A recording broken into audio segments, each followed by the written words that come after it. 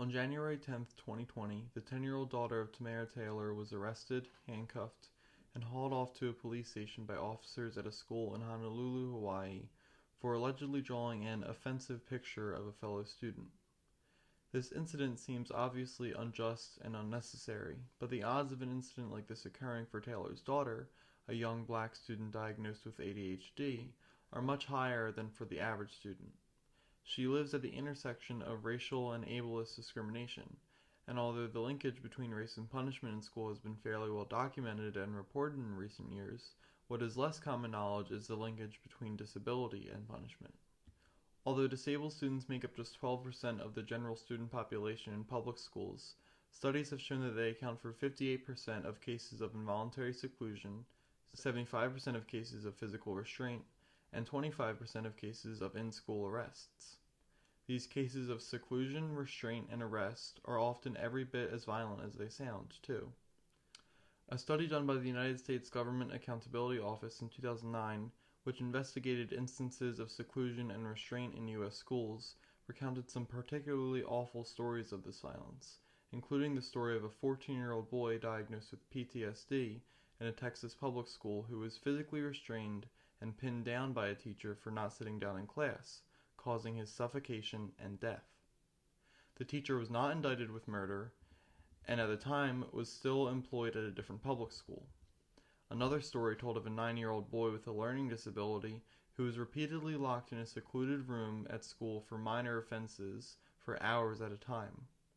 His mother finally sued the school and received compensation for the abuse, but only after discovering that her son's hands were covered in blisters from trying to escape.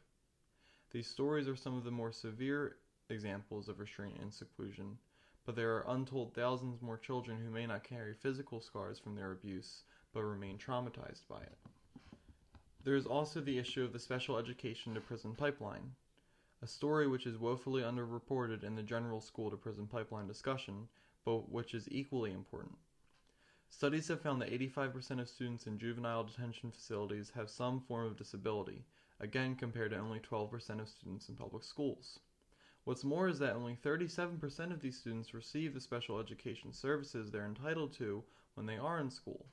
The fact that these students are being placed in carceral systems instead of receiving the support they may need is problematic in the first place, but the fact that prison recidivism rates are so high in the United States means that these issues will often extend beyond students' years in public schools.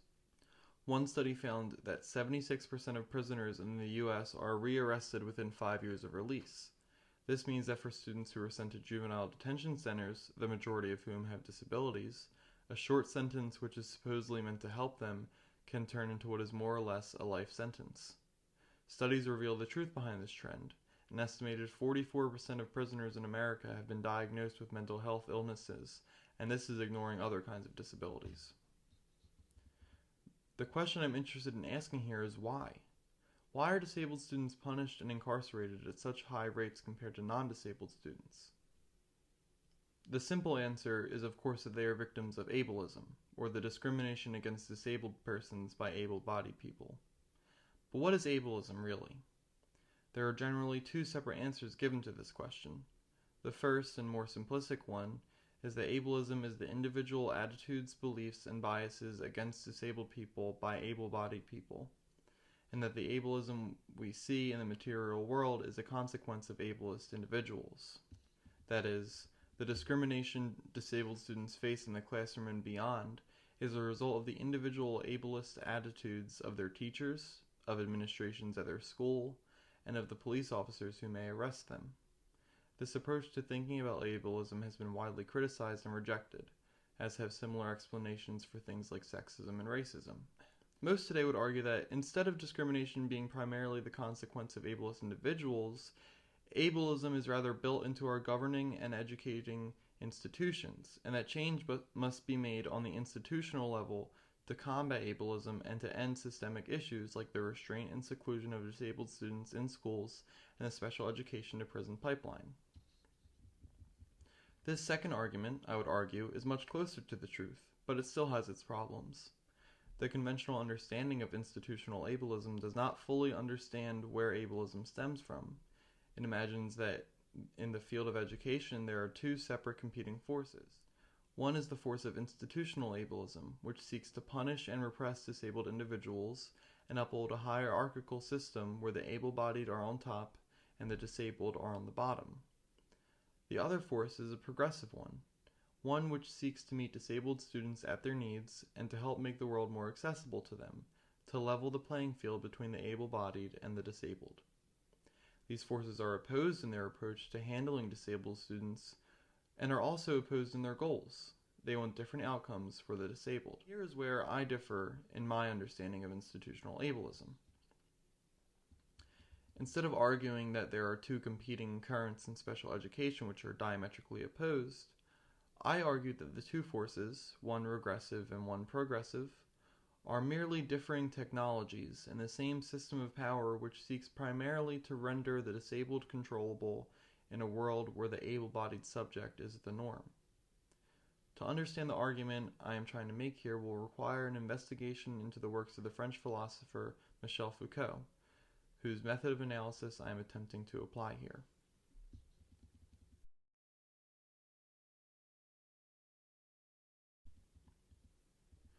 Born in 1926, Foucault is often referred to as one of the most influential philosophers of the 20th century, having revolutionized the fields of structuralism and postmodernism, although he himself never claimed these labels.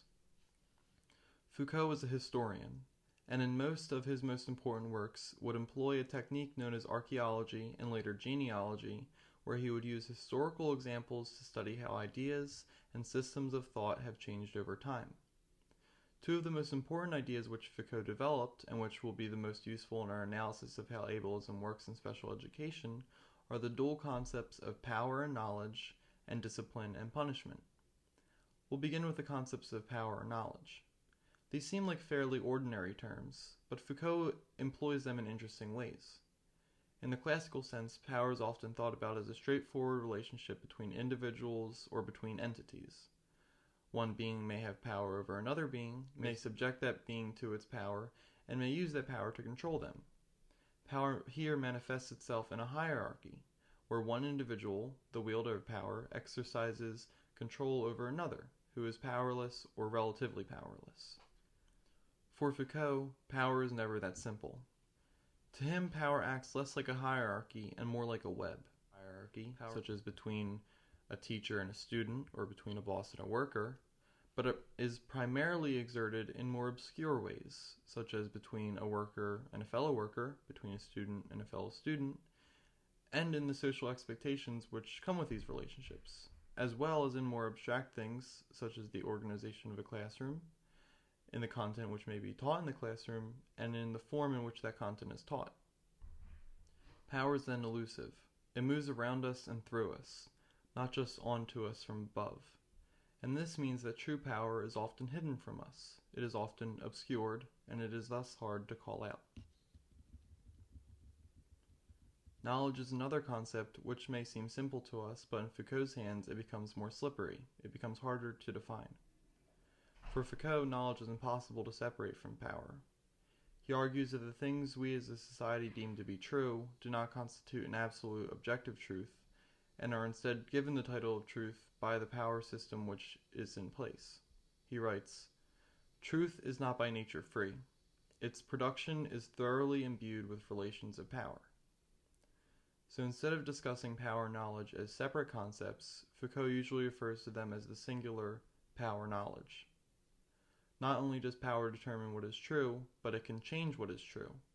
Foucault argues that history is divided into different epistemes, different epochs which are defined by the system of understanding which informs what may be considered true. These systems of understanding change over time when power systems shift, and as a result, different societies, from the ancient Greeks to Renaissance-era Europe to the modern world, all have different systems of analysis which they would have argued, in their time, to constitute a method for understanding objective truth in the universe. But power doesn't just shape knowledge. Knowledge also shapes power. As knowledge changes and evolves due to the will of power, the technologies of power which are employed on a populace are also changed. We will come back to the concept of power knowledge later on, but for now it is important to remember that for Foucault, power manifests itself in a network of social relationships rather than a strict hierarchy, and that power and knowledge shape each other and change over time. The other major dual concept we should understand is discipline and punishment. Foucault discusses these concepts in what is arguably his most famous book, the fittingly titled Discipline and Punish. In this work, Foucault analyzes how carceral systems have changed over time, beginning in the Middle Ages and ending in the modern era. He describes in brutal detail the corporal punishments and public executions which were widely used against criminals prior to the 19th century, and follows how these practices were gradually phased out and replaced with the prison system, which generally seeks to discipline rather than punish criminals. Conventional wisdom would argue that this shift was due to the enlightenment and civilizing of human societies over time, as we moved away from barbarous punishments to the more humanitarian prison system. But Foucault argues that this shift was less a story of progressivism and more a story of how technologies of power have changed over time. Historic punishment was used to showcase the power of the king. Punishments were brutal and displayed to the public to deter them from crime. But as different societies in Europe and North America began to revolt against monarchies and adopt democracies, and as old systems of power such as the Catholic Church began to be challenged, it became necessary for power to be exerted in more subtle ways. The system of discipline is not simply a more humane method of punishment, but is a more effective and methodological one, and was shaped by the introduction of the scientific episteme through the scientific revolution. Foucault says that there are three components of discipline: hierarchical observation, normalizing judgment, and examination. Hierarchical observation in the prison involves the observation and scrutiny of the actions of prisoners by a warden. As prisoners are forced to control their behavior to the warden's liking, they begin to normalize the judgment cast on them, at first changing behavior for the warden's sake, and then wanting to change their behavior for their own sake. The effectiveness of this discipline is then tested in numerous examinations, such as regular cell checks, mental health examinations, and occasionally parole hearings. Foucault famously explains this system of discipline with the example of the panopticon, a prison with a single guard station in the middle of a courtyard, surrounded by prison cells which can easily be looked into. The genius of the panopticon is that the prisoners cannot know when guards are looking at them specifically, and so they must always behave in a disciplined manner, meaning that the panopticon can function without any wardens at all. We see in this system technological developments in both the masking and dispersing of power, as eventually the maintenance of power comes more from the prisoner's own self-control than from an outside hierarchical force, as well as in scientific analysis, as hierarchized observation is essentially a form of mass data collection. We see here the relationship between power and knowledge come up again. As the prison guard builds knowledge through observation of the prisoner, they can create new metrics by which to judge them and change their behavior, thus increasing their power over them. The key takeaway from Discipline and Punish, however, is that this system of discipline is not just employed in the prison, but is actually the general form for which power takes in the modern world. The disciplinary system can be seen in the classroom, where teacher takes the place of warden, road desks the place of the panopticon, classroom and school rules and school pride the place of normalized judgment, and tests, exams, and rewards the place of examinations. The same system can be mapped onto a host of other bodies, including the workplace, the hospital, and even in social norms and interactions. So now that we have established Foucault's methodology, we can move to applying it to our question about the nature of ableism in education. So how can we apply the concepts of power knowledge and discipline and punishment to special education, and more generally the treatment of disabled people in our society? A good starting place may be one which Foucault has already laid out for us. Another of Foucault's most famous works is Madness and Civilization, subtitled A History of Insanity in the Age of Reason. This book attempted to provide a history of the treatment of individuals deemed as mad by society, from the Middle Ages through the early modern era. In the book, Foucault makes the argument that this history is not a straightforward story of progress, but rather a complex story of the changes in knowledge about and power over the insane over time. No surprises there. Foucault argues that as we began to develop more scientific understandings of the mad, the societal treatment of them transitioned from viewing them as holders of wisdom, to attempting to confide and exclude them from society, to finally attempting to study and cure them. Foucault even suggests that the mad were treated better in the Middle Ages and the Renaissance, when they were often left to their own devices, than in the modern era, when they were confined to mental institutions and treated more as scientific subjects than human beings. We see in this example a pattern emerge showing the relationship between power and knowledge. The emergence of a new scientific episteme which centered medical analysis led to the exertion of power over the mad, which in turn accrued new knowledge about madness as newly institutionalized individuals were studied and categorized. This new knowledge was then used to fine-tune how power was exerted over the mad, as mental hospitals began to prioritize attempting to cure or treat them. In this book, Foucault was studying treatment of the mad, but, as you may know, madness and insanity are no longer medical diagnoses. Those who were once deemed mad would today likely be diagnosed with a psychotic disorder, such as schizophrenia or bipolar disorder. Madness in civilization can then be read as a history of the treatment of individuals with severe mental illnesses, and this history is deeply entwined with the history of treatment of people with other kinds of disabilities.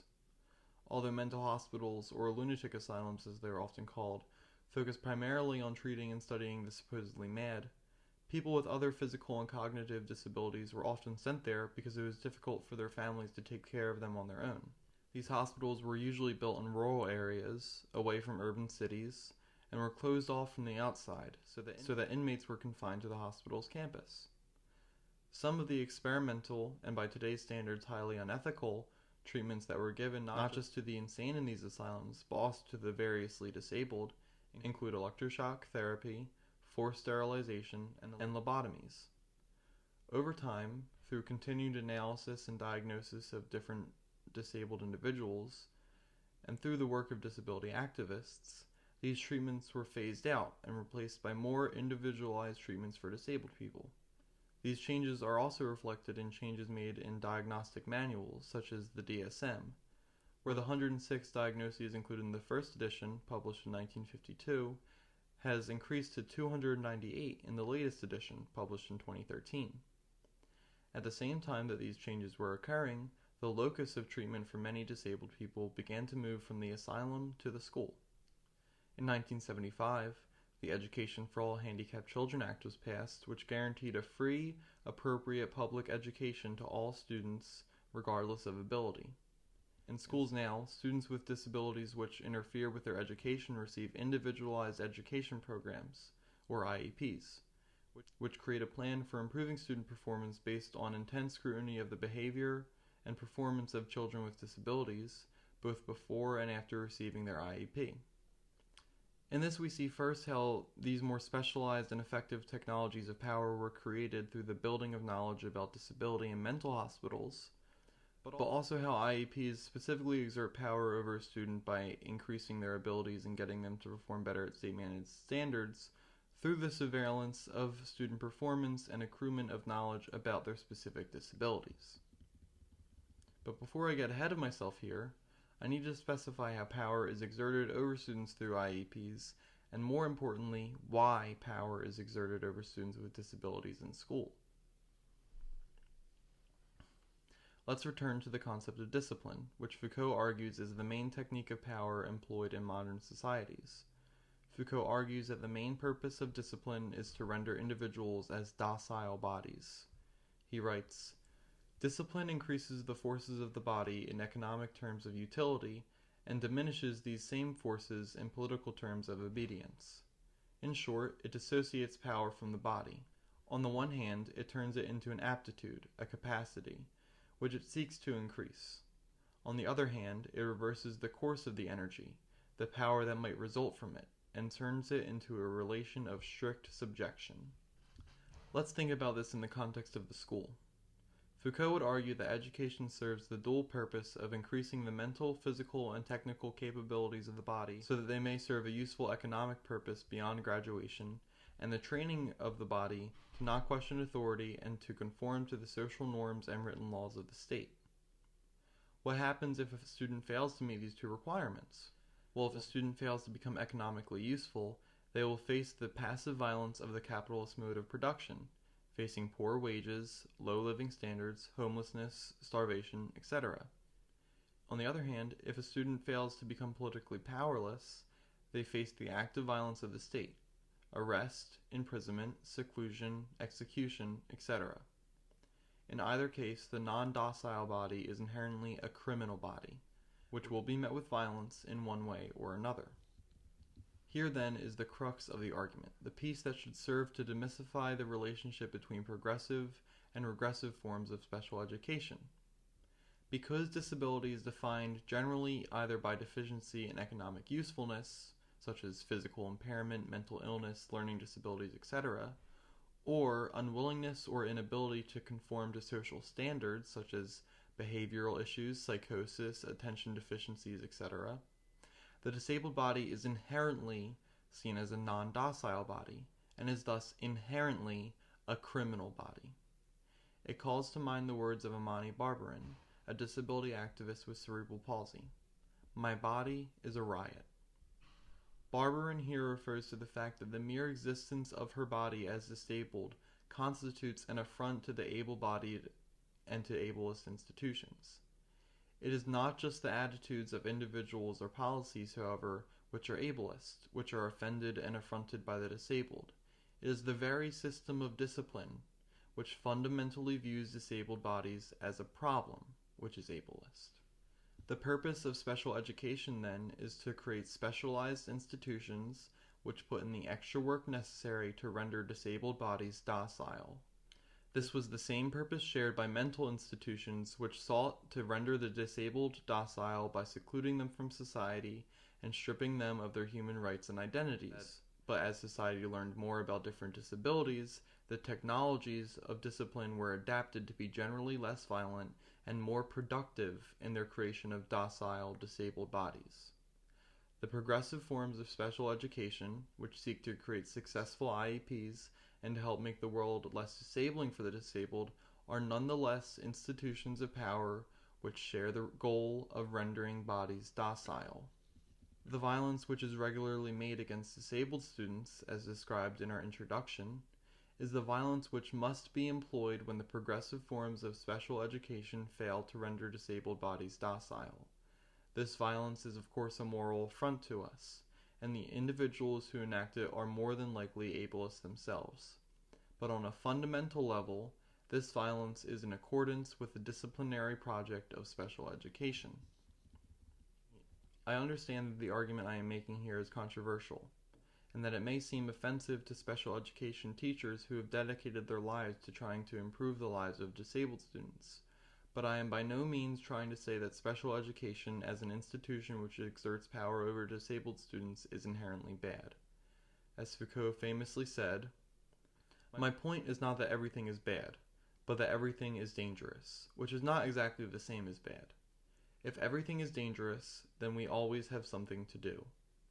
When we understand and are deeply critical of institutions of power in our society, even ones that have ostensibly good effects, we can understand the danger that is inherent to these institutions, and we can hope to combat that danger. And I think that the practices of restraint and seclusion, and the existence of the special education to prison pipeline, certainly demonstrate the danger inherent to special education. It is important for us to name power when we see it, for when we name power, we render it knowable, and when something is knowable, there is hope to exert our own power over it. After all, as Foucault would say, knowledge is power.